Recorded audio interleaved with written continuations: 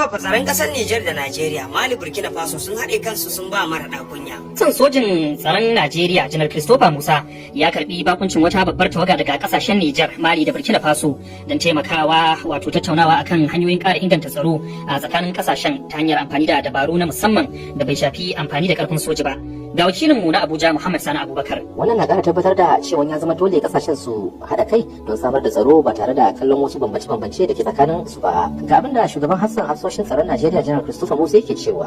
Musamman na ji daɗin wannan taron da muka samu yau. Kaga dama mutane na ganin cewa ba mu haɗa kai, a cewa sun bar ECOWAS ba mu tare, na ce ba haka bane. Kaga zuwan su nan ya nuna cewa ko shugabannin su da ke can sun san kuma sun tabbatar cewa ya kamata mu aiki tare. Hakan na nufin za a rage karfin soja a mai da hankali kan dabaru na yaƙi ba tare da ƙarfi ba. Na dukkan su za su tafi tare, amma soja kadai ba zai iya kawo zaman lafiya a wannan ita kadai ba. Ga kuma abin da jagoran tawagar kasashen Nijar, Mali da Burkina Faso, Janar Aime Bisimfore ya bayyana kamar yadda za ku ji a fassarar kalaman nasa. Visite d'études qui doit nous permettre. Nigeria tana yaƙi da ta'addanci shekara da shekaru, don haka tana da masaniya kan abubuwa da yawa. Najeriya tana da experience nata wanda wani zai iya zuwa ya koya. Mai yawancin abubuwan da aka yi a Najeriya ya samu tasiri akan yaƙi da ake yi kan 'yan ta'adda. Koya ƙararru ke kallon wannan yunkuri ga abin da mai baiwa CDS shawara kan yaƙi ba da ƙarfin soja ba, Honorable Aliyu Ibrahim Kefi yake cewa za ta haifar da zaman lafiya, za ta haifar da fahimta, za ta haifar da adalci, za ta ƙara kankan zumunci da soyayya tsakanin mai.